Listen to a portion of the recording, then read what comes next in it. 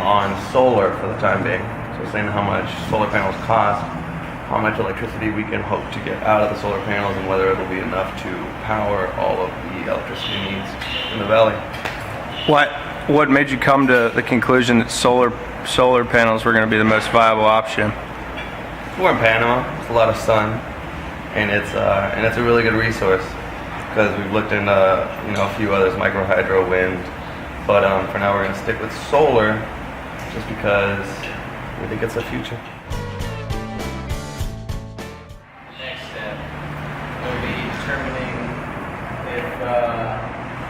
if this community is going to be off the grid or on the grid. Off the grid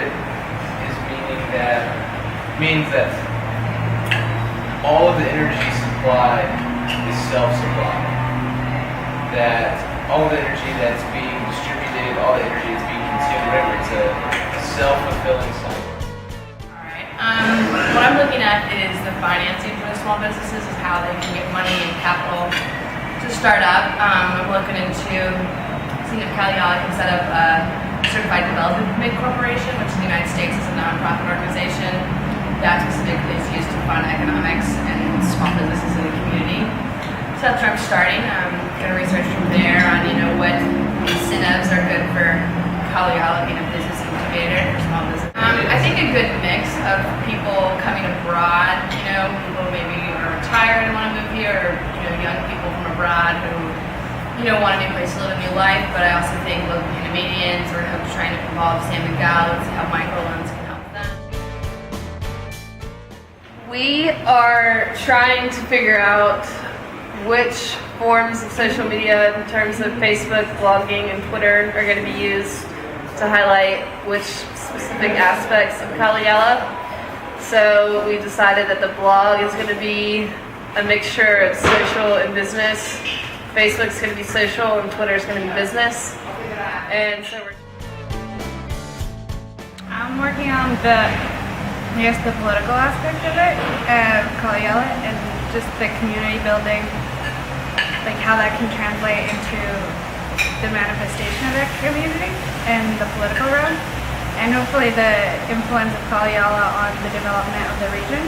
Because the way I see it, Kalu Yala is great for sustainability and it's just as a way of life, but it'd be even greater if you could impact the region. And the way I see it, that's the goal of this entire project of Kalu Yala, is just to establish a different way of life. Right now working on building a zip line, making a zip line company, and trying to attract people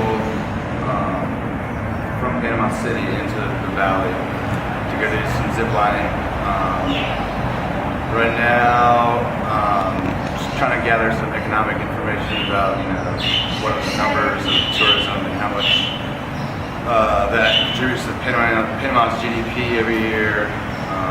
Trying to see where we can capture a growth market to come out and visit our zip lines. Also, I'm trying to do a competitive analysis for other zip line companies in Panama, trying to see what they offer, what we can do differently. Well, my project has revolved around building a farming co-op, or farming and ranching.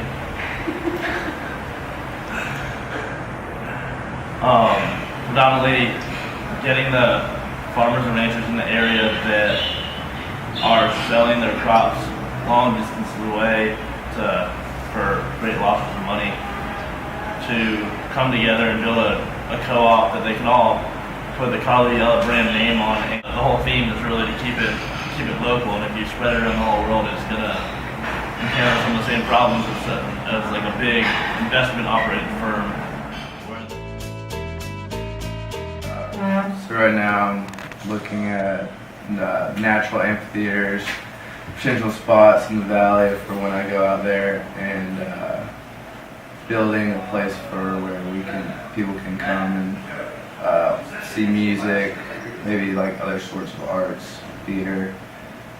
So basically I'm just trying to figure out what a successful business model for an amphitheater would be.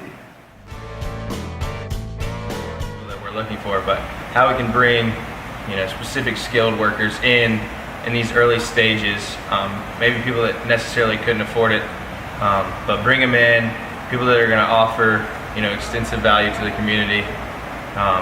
Say a carpenter or a mason or someone who can build and provide value that's unsurpassed,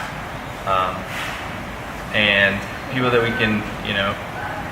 we can help bring out of poverty and show that there's kind of a land of opportunity out in this little valley. Hopefully that will resonate to more and more locals if this is something that we can actually make into a reality.